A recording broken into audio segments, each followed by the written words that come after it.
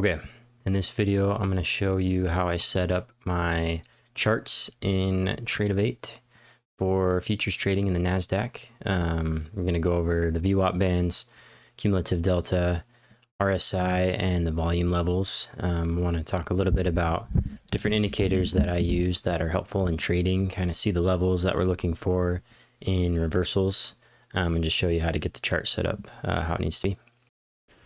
All right, so in our Topstep account, I'm going to show you guys how I set up my charts, the indicators that I use. So we're going to start with the first one being the simple moving average. So you go up here to indicators, go to moving averages and simple moving averages, and the information that's here I think is good. I just kind of use this one. So this is a good indicator that just kind of shows where the average price has been. You'll see when we get into trading, we do use it as an indicator. You can see it kind of oscillates around it. You know, usually if that's the average, it's going to come back to it at some point. So you can see it skyrockets here and this starts to catch up to it. And then eventually it comes back down right there. So use that for different levels. And the next one would be the cumulative delta, which is here in volume based. Click that, click cumulative delta, click save. That's this one down here, and this kind of shows where the buyers and sellers are. It's a good indicator that we like to use, kind of based off of volume and everything. You can see there's a lot of buyers here. It's going to go green, starting to get some red sellers here, but not as many, so that means it's still going to be kind of volatile. That's a good indicator that we like to use. The next one is called the NOM tools. So this is the main one that we use. So in order to get those on your chart, you got to go down here to Explore Community Indicators, and you're going to search for the word NOM. And this first one that pops up is NOM VWAP bands. Click Install right here. And then go back here to the NOM tools, NOM VWAP bands. Okay, so this is a main thing that we use to determine our different levels. So it comes preloaded with the 1 and the 2 standard deviation, and then the actual VWAP. So I always turn the opacity down a little bit just so it doesn't get too crazy on my charts, and then click save. So these are the main ones that it starts you out with, right? So these are the indicators. So this is the VWAP. This is the volume weighted average price.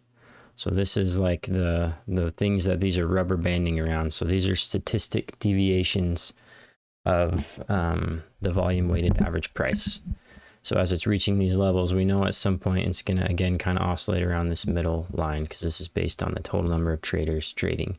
So we use these other lines as, you know, kind of bounce points, because statistically, if it touches this -2 line, it's going to go back up. You can see, again, it hits some resistance here, goes back down, breaks above it, hits some resistance up here, so on and so forth. And then I like to also add a couple more of those. So I'll do another NOM band, and this time I will do the 0.5, 0.5, and I'll do the 1.5. And on these ones, I will get rid of the middle one. We don't need that one. And then I will make these, you know, kind of checkered, so you can kind of tell what is the half and what is not the half. And then again, lower the opacity on these a little bit. Click save. So then again, you can see now we get a little more information where it's touching these halfway points, right? It starts to hit resistance there. And again, these are just buy and sell levels that we're looking for. Right now, at this current time, it's hitting this on the +0.5 delta point right here. So this is a cool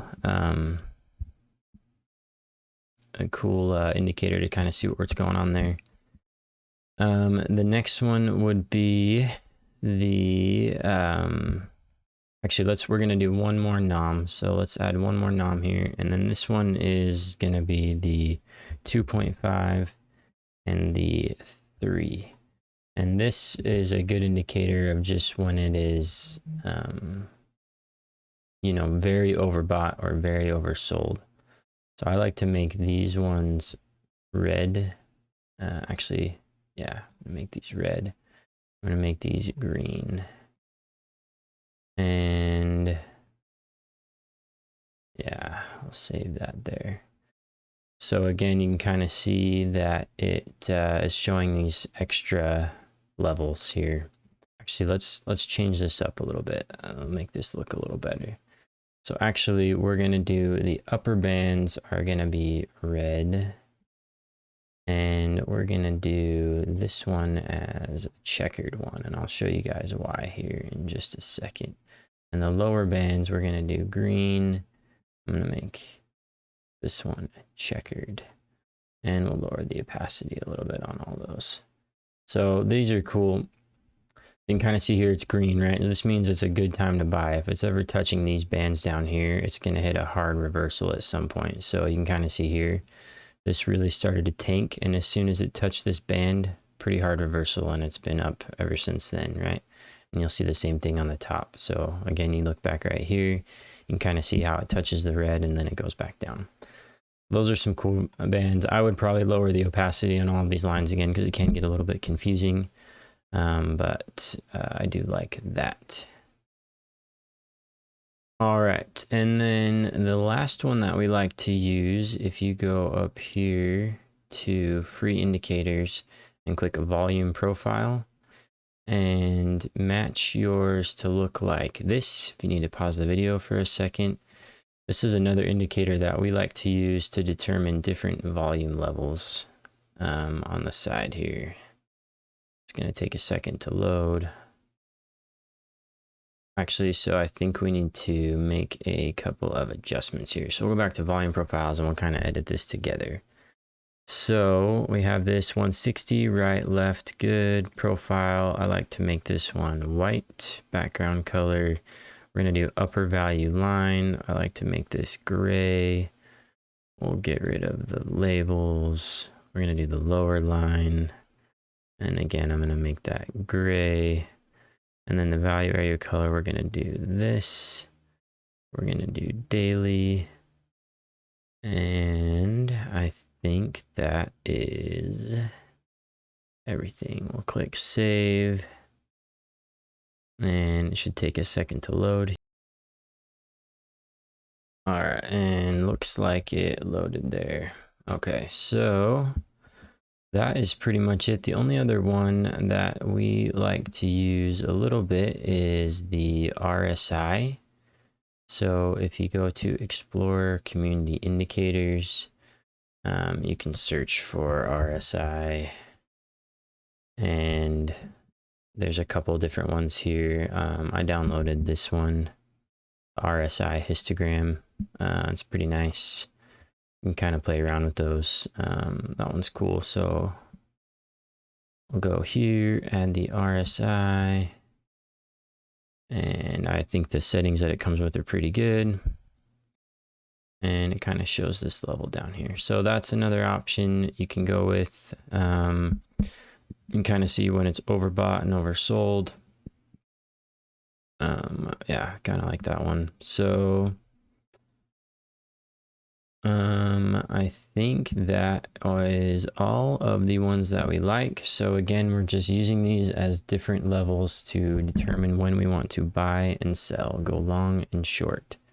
If it's overbought, we want to short it. If it's oversold, we want to buy, and we use these little levels to indicate where we want to do those different things. So I think that is it. Let me know if you have any questions.